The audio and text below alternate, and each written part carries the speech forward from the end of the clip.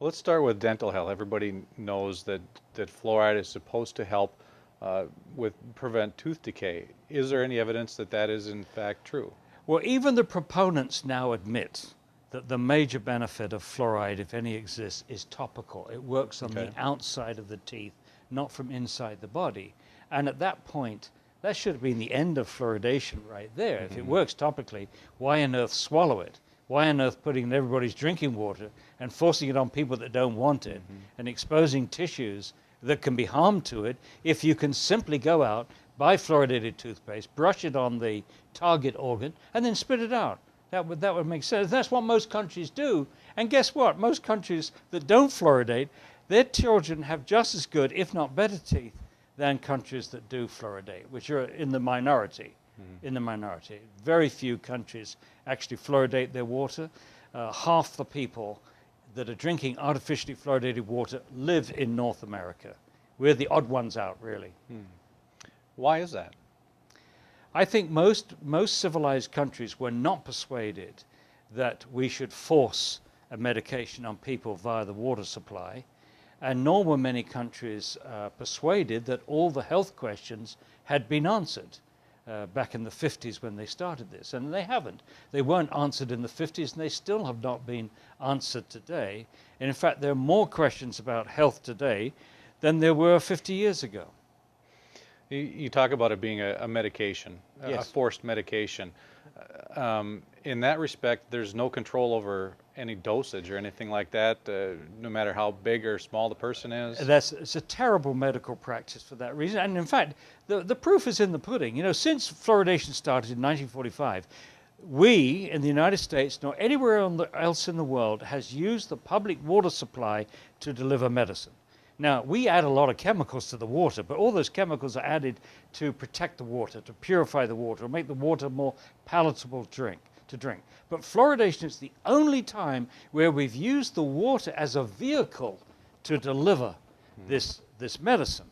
There is not one single reaction, biological process in the body that requires fluoride. There's no evidence that it's a nutrient.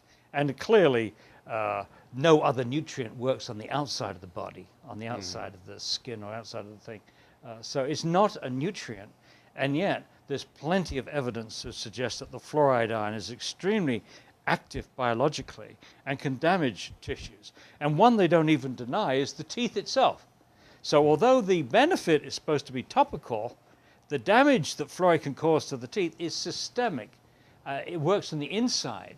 It interferes with the growing tooth cells and causes a condition called dental fluorosis, which is a mottling discoloration of the teeth, which starts with very small, in its very mild form, little streaks on the cusp of the teeth, and then it covers gradually more of the surface of the teeth through mild, through moderate. By the time you get to severe, you've got 100% of the tooth surface impacted. When they started fluoridation, they thought they could limit the number of kids with this condition to about 10%, and only in the very mild condition, which they thought that only dentists would recognize. That parents wouldn't see it, children wouldn't see it.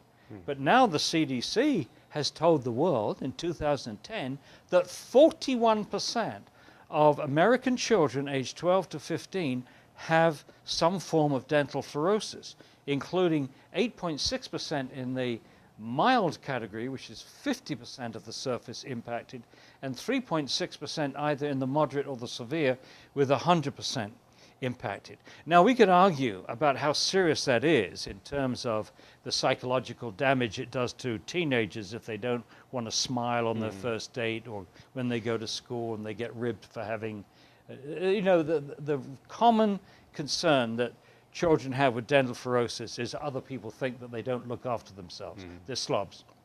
Well, we can argue about how significant that psychological damage is, but what they can't argue about is that that child that has dental fluorosis has been overexposed to fluoride during these years that the permanent teeth were erupting. You can't get dental fluorosis after the teeth have erupted.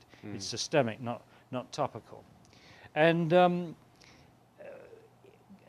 my question is, and I think it should have been everybody's question, is it possible that you've got this agent that can damage the growing tooth cells without damaging the bone cells? After all, the teeth grow from the bone, the brain cells, and the other delicate tissues of the child's developing body. And the answer seems to be no.